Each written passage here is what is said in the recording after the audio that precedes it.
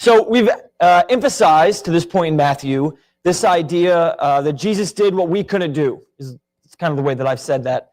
That Matthew's gospel comes in the context of history, generations of the Israelites futilely trying to serve God with all of their mistakes, all of their problems, right before them. They had the law, they had the covenant, they had God interacting with them, and yet they continued to sin. So, part of the process for redemption that is necessary is for God's standard to be proven correct. And that's proven correct by God taking the form of flesh, taking the form of Jesus, and living by that covenant. Doing the things that he dictated for us to do, not only to prove that it's possible, but also to prove that it's right. And so, we've seen in Matthew so far, basically a fulfillment of all the things that they tried to do and failed at. The crossing of the Red Sea mirrored by his baptism, the fleeing to Egypt, the temptations, the 40 days of fasting in the wilderness matching the 40 years of wandering. Matthew's kind of laid all this out to show that Jesus is doing what we couldn't do as people. And the next iteration of that begins in chapter 5, 6, and 7, which is the Sermon on the Mount, a proclamation. Jesus goes up on the mountain and gives them the law. Not the law in the way that they understood it when Moses went up on the mountain Sinai and received the law and passed it on to them, but interpreting that law in a way to show them what they misunderstood all along. And he's going to clarify here that this isn't a different covenant, and it isn't a different law, I should say. It's a new covenant. We'll get to that later in the book, obviously, but it's not a different law.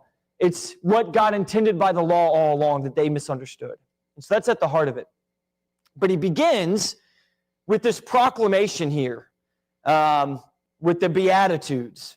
And it's interesting, and I want us, as we'll read the Beatitudes in a second, as we do so, think about it much more as a proclamation of what he is bringing, rather than necessarily a command of these are the people you're supposed to be. This isn't, and this is true of the whole Sermon on the Mount, this isn't worldly living, right? This isn't like wise living for the world. God's not interested in having a successful life in this world. That's not his purpose. His purpose is to redeem us and to show us who we're supposed to be.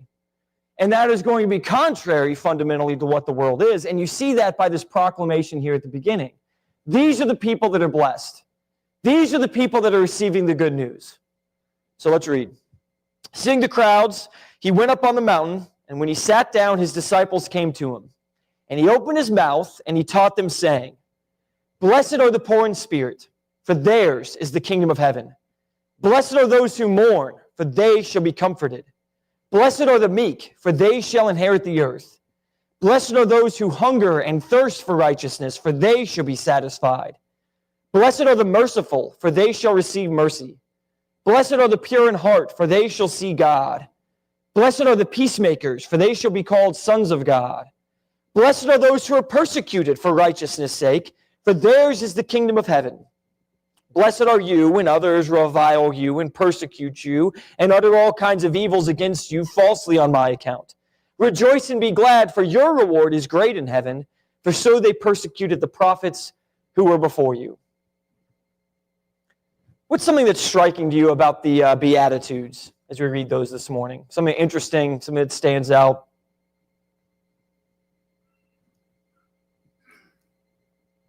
Yeah. The things that as humans we would not see, things that we would be happy about or rejoice over, Jesus sees them as an opportunity to be happy about. Yeah, I mean, I like to pick meekness in particular. That one always stands out to me.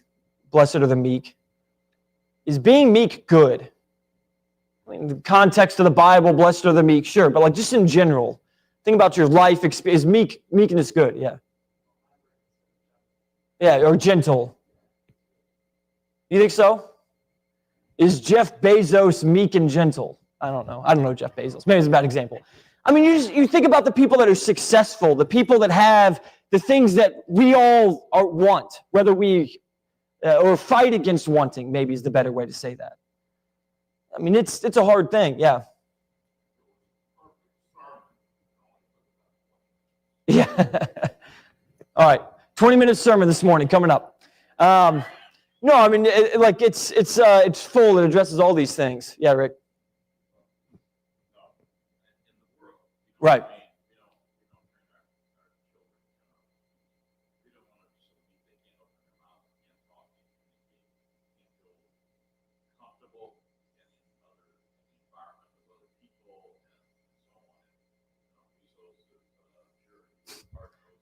Right.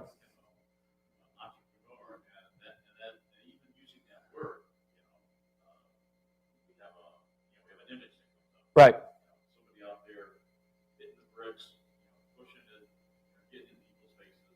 Yeah. Yeah, and I mean, I think we try to combat that even in our Bible classes sometimes, and we say it's quiet strength. Well, the word meekness doesn't have any strength about it. It's meekness, right? It's gentle. It is, somebody comes and asks for your cloak and you give them your tunic also. And we're like, look at how generous that is, right? Or somebody says to go with them a mile and you go with them too. And we say, well, that's generosity. I mean, there's another way to look at that too, isn't it? And that's meekness. Somebody comes up and says, give me your cloak, and you say, just take it all. We would look at that person and say, well, no, you gotta fight for what's yours. And Jesus' point in those examples and in this here is that those things don't matter, right? They don't matter in comparison to the eternal weight of glory, if you want to put it that way. And it's a proclamation, as we said. The point of this at the beginning here is not worldly living, is not like wise living. It is, these are the people that are going to receive the blessings of God. Why is it that the meek receive the blessings of God? Why is it that the poor in spirit receive the blessings of God? Why not the strong? Why not the bold? The fortune favors the bold. The Romans used to say. Like, why is it that the meek are the ones that are blessed? What is it about the meek that God blesses them?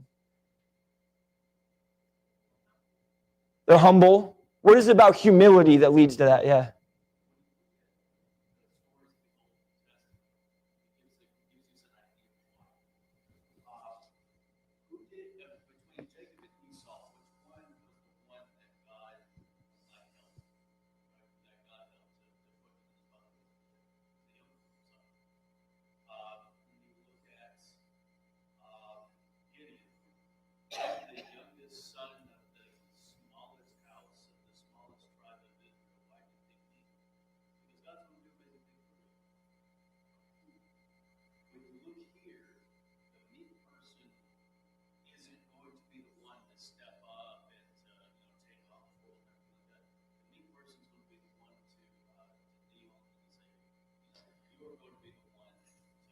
Yeah.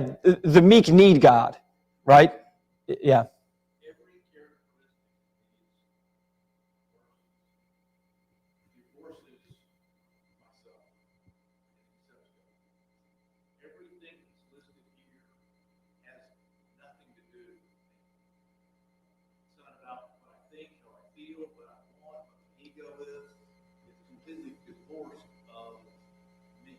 I'm not involved in anything. And everything is God. Everything is in my heart, is in my mind, is in my soul, is in my action. It's 100% Him in everything that I do. There's a dependency on God because this description, these verses, I leave everything behind that has anything to do with me. And I accept and take on everything that is completely contrary to everything that's in the world. You'll never find it on a resume. You'll never hear anybody brag about it. But you'll never hear anybody promote anything on this world. Right. Because it requires an emptying of yourself. A recognition of who you are before God. Yeah.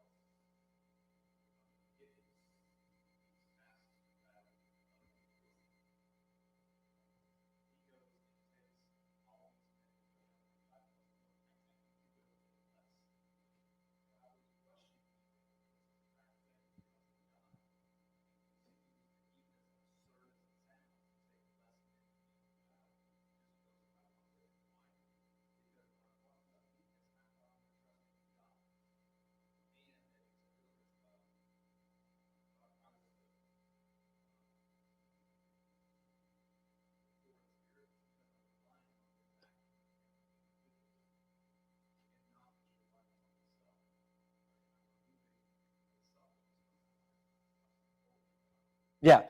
And I think all those comments are exactly right, because they're pushing us in a direction of trying to see who we are before God and turning to God first. Here's we talk about this beginning with this proclamation of the Beatitude, right? This statement of who the kingdom is for. And in the context of Jesus establishing his ministry and beginning this kingdom movement, this repentance, and we talked about repentance in terms of not just specific sin, but this broad turn away from who we were towards God. And at the heart of all that is the Beatitude, right? Is this list of those that are going to be blessed, those that are happy, those that God will receive and uplift. And the nature of this kingdom that he is establishing is not one where we're going to go take all the rabble and they're going to rise up against somebody and take power into their own hands. He's not calling for people to become stronger, right? In the sense of, you can do more than you think you can by the numbers of you together, right? This isn't a revolutionary war. That's not at this at all. And his teaching demonstrates that, which shows how shocking and different this is from the way that people talk, from the things that we are drawn to.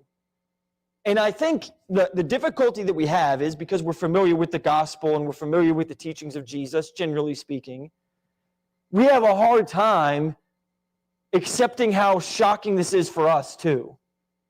And that's the challenge as I read through the Sermon on the Mount or the gospel in general, is trying to figure out how to shock ourselves with the language. Say, oh, it's not about an earthly kingdom. And it's like, well, we all know that, right? Not about the sword. Like, well, we've all heard that, right? But to actually accept the attributes and the things that he is teaching is revolutionary.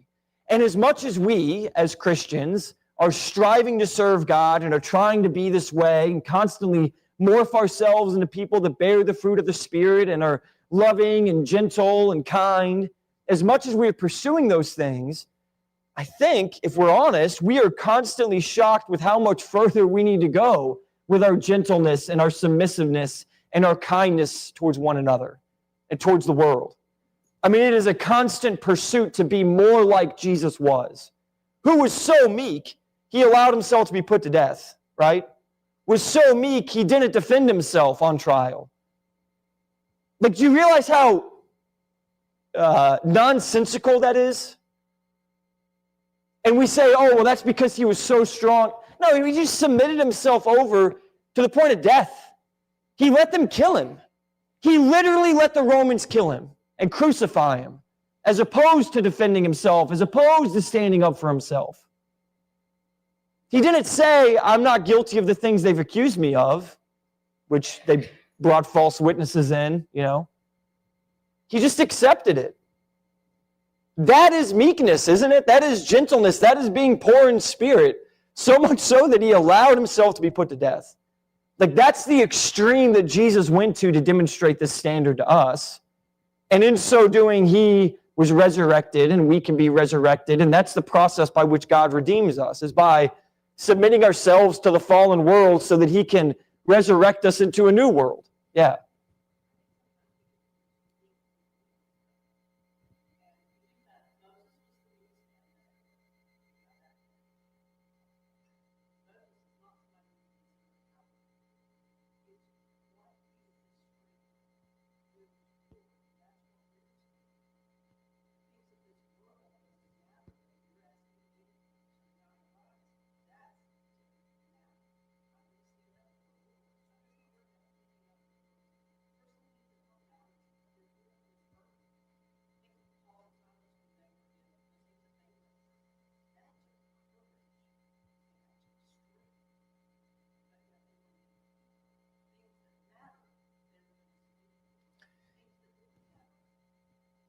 Yeah, I mean, there's a lack of compromise to their morality and to their faith.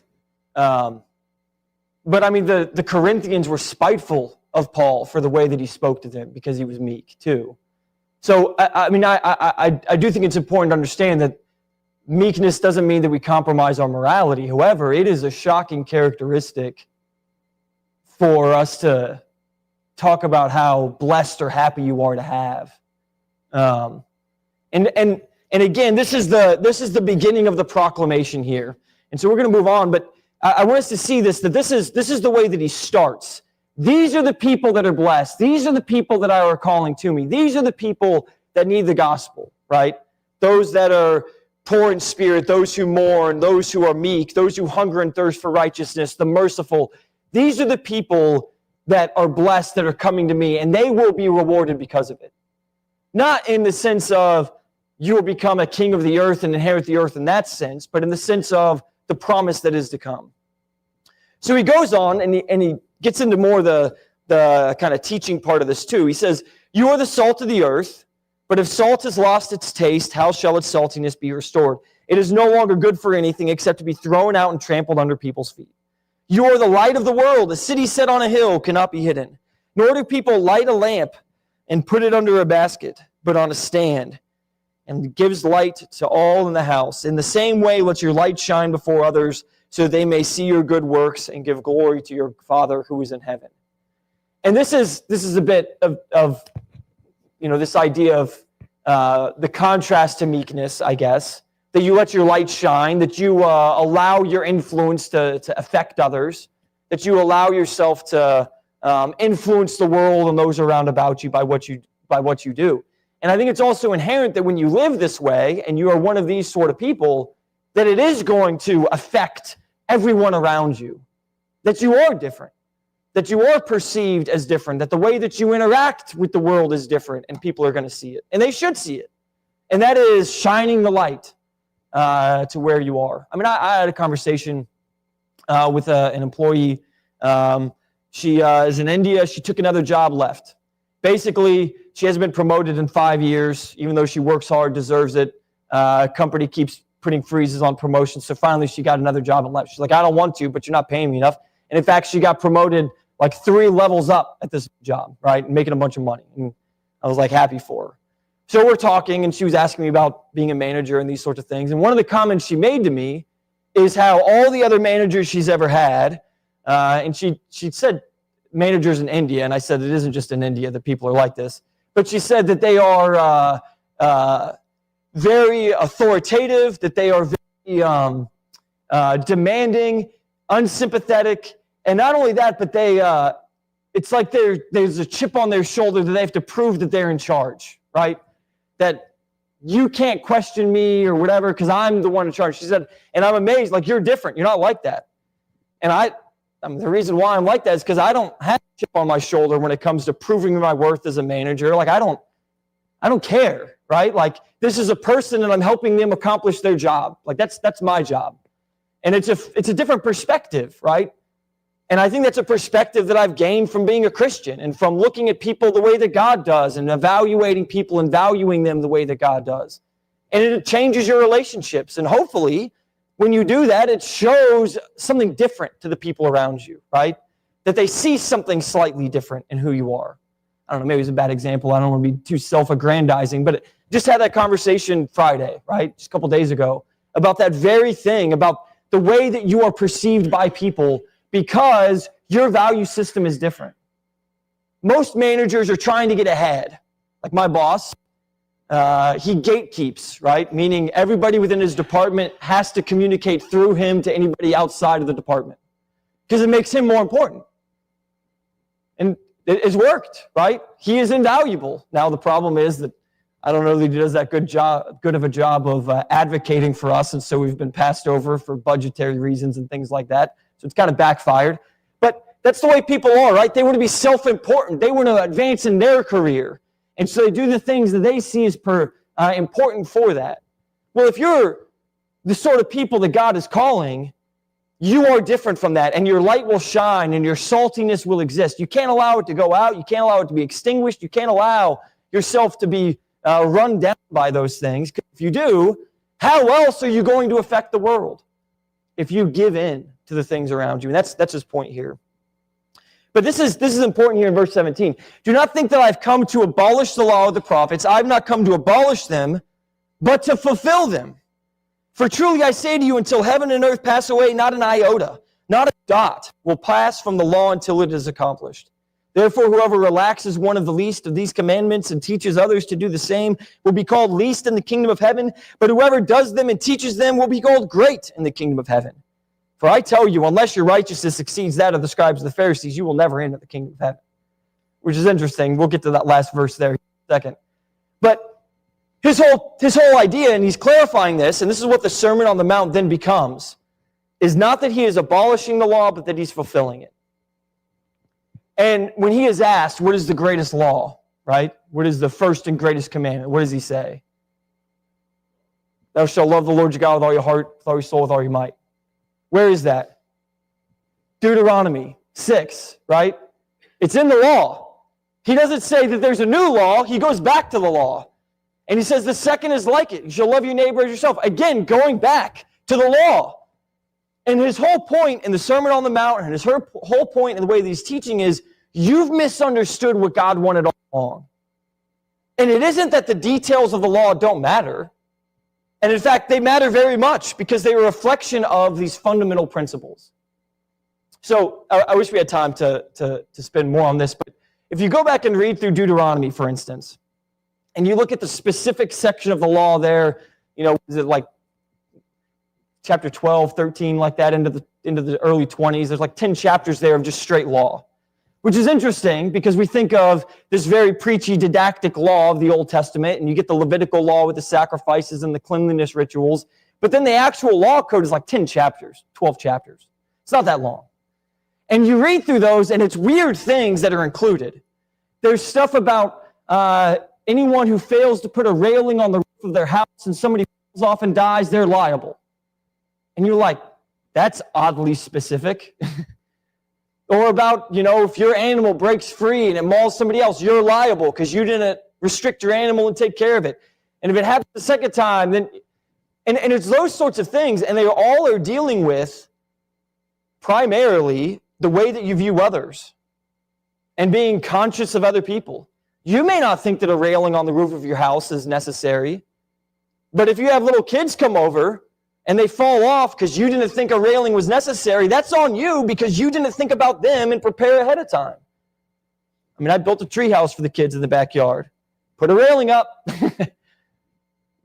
They don't have many friends over, so luckily I haven't had to think about it too much. But every time a friend does come over, I'm like, I need to go put some more slats on the side. I need to make sure that's a little bit more secure, right? Because they're on the tree house that I made, which gives you a little bit more responsibility than if it was store-bought. But it's the same thing. You buy a rickety store-bought tree house and the kids are playing on it. You put it up. It's your house, right? Now, we like to shift blame all around. Anyway, the point is the law itself reflects these very attitudes.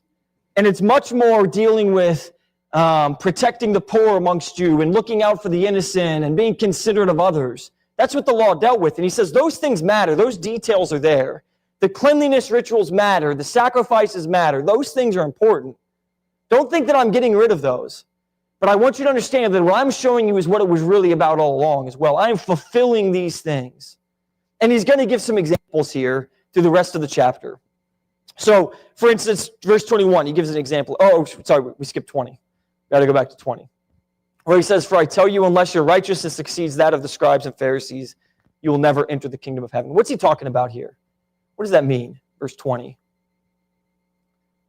Is it that the scribes and Pharisees are so righteous? Okay, yeah.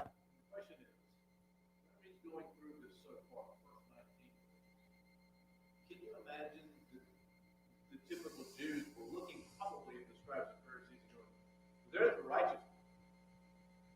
And this probably throws in their face that they're not.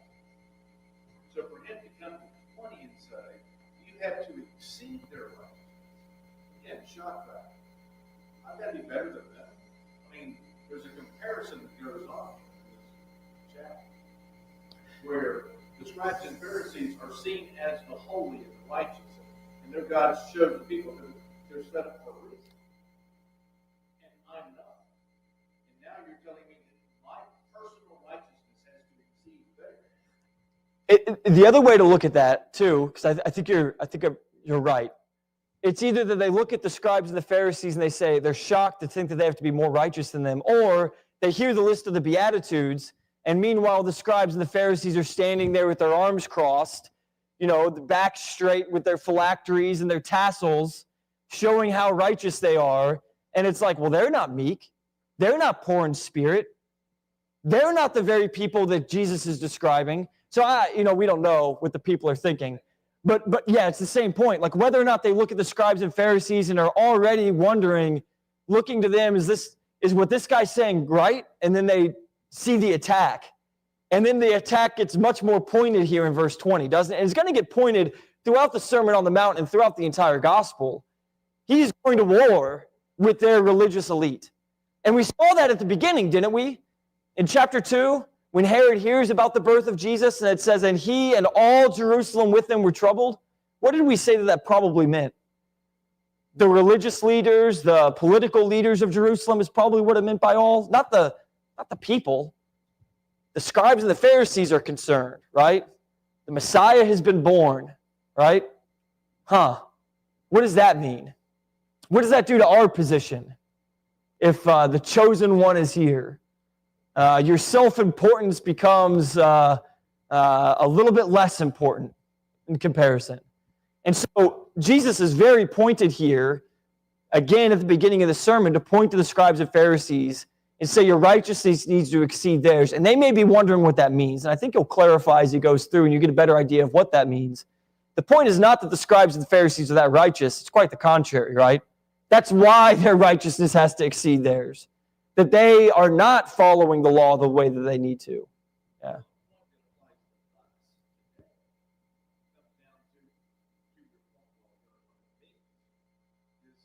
That is our righteousness.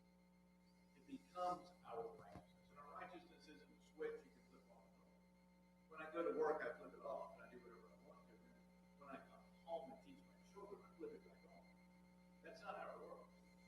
This isn't all day, every day, constant, everything I do, righteousness. It's got to be within my heart. It's not Right.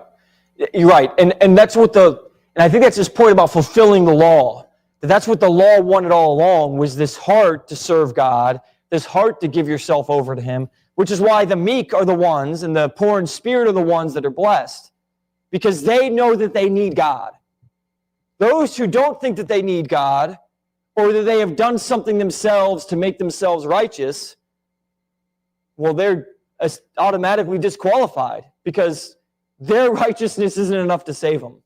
In fact, our sermon's going to deal with this a little bit this morning, but it's, their conscience itself betrays them. Who can look back on their life with a perfectly clean conscience saying that they never sinned? And those who do, what kind of guide is their conscience is the next question, right? Is it even something that is up to the standard of God? And so he's kind of, laying in there right from the beginning what God intended and wants from them all along. So he's going to go to the law itself, and he's going to clarify what the law was really about. So verse 21, you have heard that it was said to those of old, you shall not murder, and whoever murders will be liable to judgment. But I say to you that everyone who is angry with his brother will be liable to judgment. Whoever insults his brother will be liable to the council, and whoever says, you fool, will be liable to the hell of fire.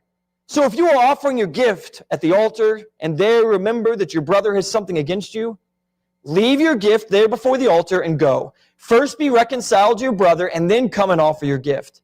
Come to terms quickly with your accuser while you are going with him to court, lest your accuser hand you over to the judge and the judge to the guard and you to be put in prison.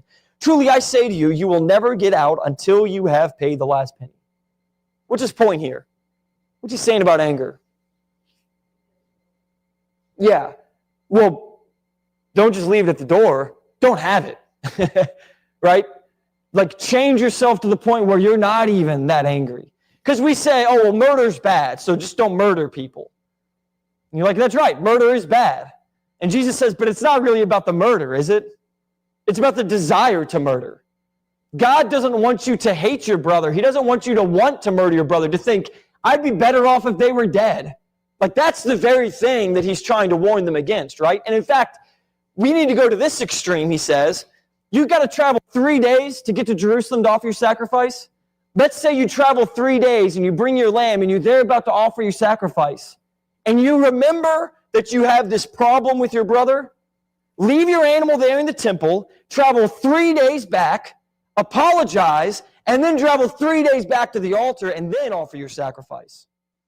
Now, I mean, you read this and it's like, people say it's a comedic almost picture, right? That you got to travel all the way back to do this one small thing, and how Jesus was prone to exaggeration.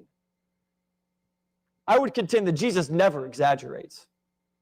I mean, the point is you shouldn't be at this point where you're 3 days into your journey and then you just happen to remember. That's the real problem.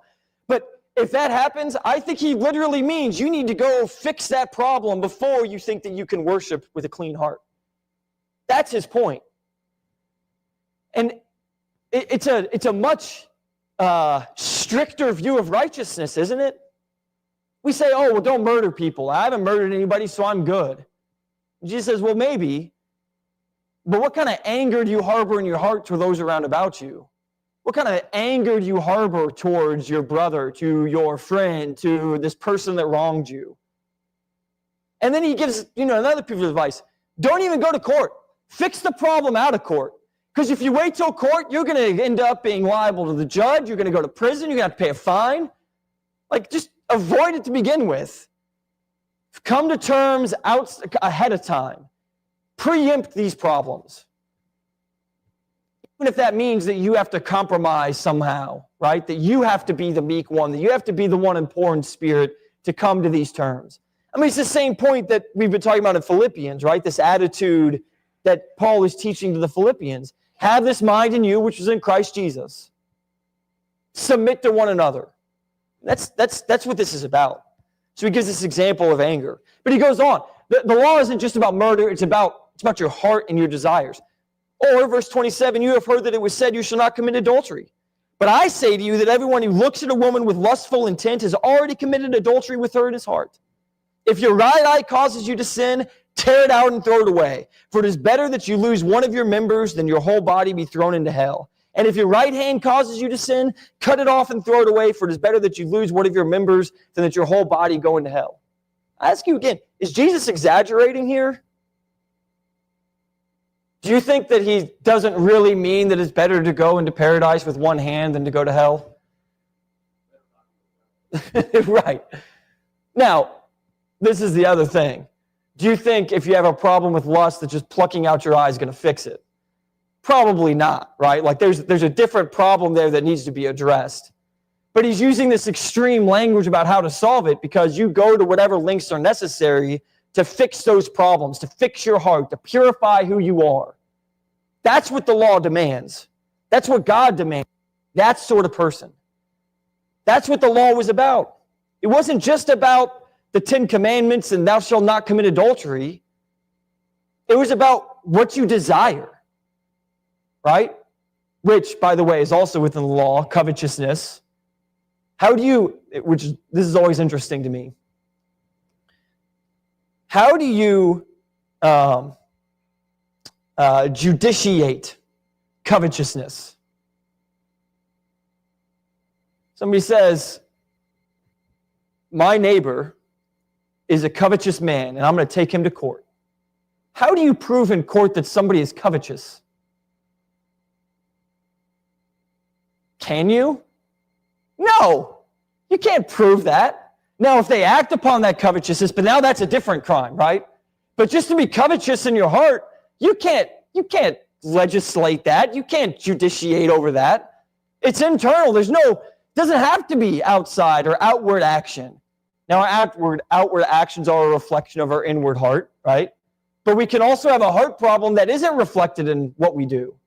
And that's what Jesus is talking about. It isn't just about whether or not you get caught. It's about who you are. That's what he cares about. And that's what it means about your righteousness exceeding that of the scribes and Pharisees, because their hearts were corrupt. They may have done the right things, and they may have kept the law, but their hearts were corrupt. It's like the rich young ruler that comes to him, right? All these things I've kept from my youth up. And Jesus says, well, go sell all that you have, give to the poor, and come follow me. Because the problem wasn't that he was immoral in his behavior, it's that he loved his money too much. And that was a blockade between him and his relationship with God. And so that was the prescription to fix it, right? You prove to me that your money isn't a problem. And he went away sorrowful because it was. Right? That's what Jesus is talking about with these examples. This is what the law was really about. He gives another example, verse 31. It was also said, whoever divorces his wife, let him give her a certificate of divorce. But I say to you that everyone who divorces his wife except on the ground of sexual immorality makes her commit adultery, and whoever marries a divorced woman commits adultery himself.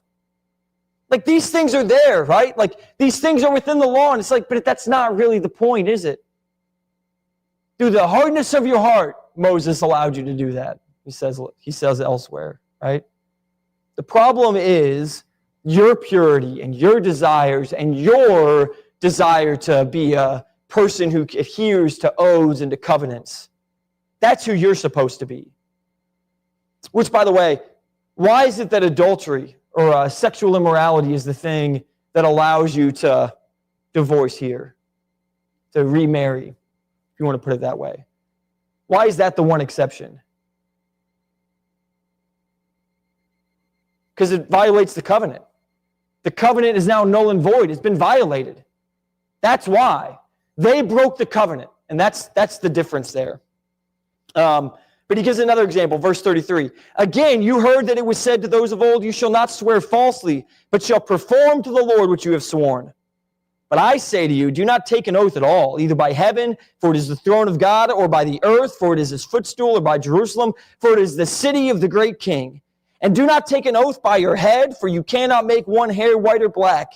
Let what you say be simply yes or no. Everything more than this comes from evil.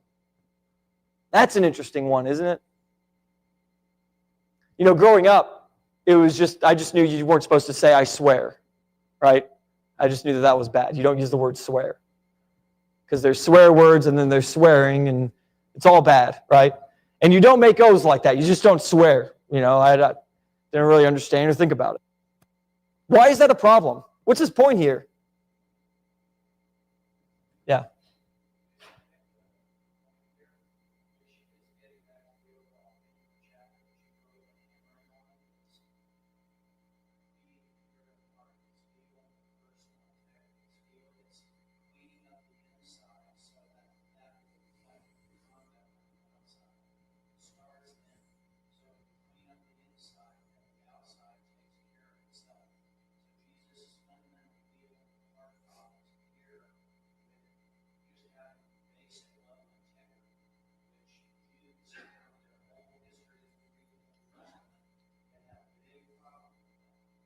Yeah, I mean, I think that's exactly right. And he's making the point specifically, they swear falsely, or they talk about taking this oath, and he's like, you can't swear by heaven, you can't swear by, you have no power over those things. You can't even swear by your own head, because you can't change the color of your hair by willpower. I mean, I guess he hasn't seen Just for Men or whatever where you color it. But no, I mean, you can't control those things. So why are you going to swear by them? Simply, you're the sort of person, when you say something, you're going to do it. And I've probably taken this a little bit too far in my own personal life. I don't commit to anything. You can ask Derek and Jeff. They keep trying to get me to go White Castle with them. And I just won't commit. Because if I say I'm going to go, then I have to go. And I don't know what's going to come up in 3 months or next week or tomorrow. I don't like to commit to anything. Because then I have to do it. And I don't want to do it if something else comes up. Maybe I get a better offer. No, just kidding. But, you know, there's that sense of, if you say you're doing something, you have to do it. If you say yes, you mean yes. If you say no, you mean no. It drives my kids nuts. They'll say something, I'll say maybe. And they're like, that means no. And they'll say, no, that means yes. And I'm like, no, it means maybe. I haven't decided yet. We'll decide later. Put off the decision as long as possible. And I don't think that that's what he's talking about here. I think that that's probably my own misinterpretation and my own fallibility trying to struggle with the principles here. But there's something sacred about your word and about your integrity, like James was saying. Do you follow through? Do you do the things you say you're going to do?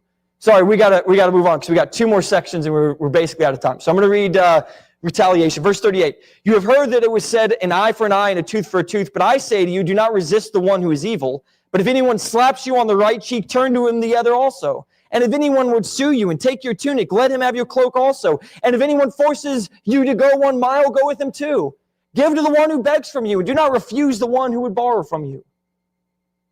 I mean, that's hard stuff too, right? You've heard it said, eye for an eye. which the whole thing about eye for an eye was to limit what you could do in terms of punishment, right? We think about it as like this, pretty strict lex talionis, take your eye, you take their eye. That seems harsh. But that's because we live on this side of the cross in which the gospel has infected the world, and we don't really look at things that way. But Jesus, the point of that in the law was to say you cannot do more to somebody than what they did. That there is a cap on the punishment based on what was done.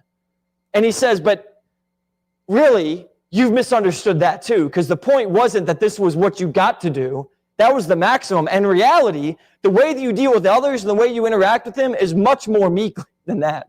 They slap you on the cheek, let them slap the other, which is crazy. I mean, my granddad, love my granddad, passed away a long time ago, but I remember he was a tough guy, grew up in the Depression, fought in World War II, that generation. And I remember him telling me one time, boys, somebody hit you, you hit him back twice as hard. And I thought that was great, But I knew that it wasn't what Jesus said. He was a Christian, but sometimes those old habits die hard, I guess. And that's the hard thing, is that's the what we want. We want the hit him back twice as hard attitude, don't we? That feels good. They deserved it. Don't mess with me because I will put you in your place. Like there's something about that we just feel is right and honorable. And Jesus says, no, we're repenting of the way of the world. We're turning in a different direction, so much so that if they strike your cheek, give them the other one. Submit to their problems, right? They want your cloak, give them the tunic. It's just a tunic. And by the way, the people he is talking to are the meek and the poor in spirit, right? Like he's not talking to the religious elite. The Pharisees and Sadducees are there, but that's not really who he's addressing, right? These are the rabble that are coming because they're dying and they need healing. And they're desperate for anything. And he's looking at this crowd of poor people that are desperate for a change in the world. And he says, somebody asks for your cloak, give them your tunic. I don't know how rich they were, but that may be their only tunic. Let them have it. And then he goes even further. You have heard that it was said, you shall love your neighbor, hate your enemy. But I say to you, love your enemies and pray for those who persecute you, so that you may be sons of your Father who is in heaven. For he makes his sun rise on the evil and on the good, and sends rain on the just and on the unjust. For if you love those who love you, what reward do you have? You're not even the tax collectors do the same. And if you greet only your brothers, what more are you doing than others? Do not even the Gentiles do the same? You therefore must be perfect as your heavenly Father is perfect. There's a lot there to unpack, but we're out of time. Just suffice to say that he has been building to a climax through all this, right? Because we're like, okay, you shouldn't hate people. We can get behind that. Give them your tunic. Walk 2 miles. Love your enemies. I mean, this is the repentance he's talking about, a complete reversal in the way that you view the world. Hopefully it's as convicting to you all as it is to me, because it is a constant pursuit to follow this path that he's given us. Thank you for your kind attention and comments this morning.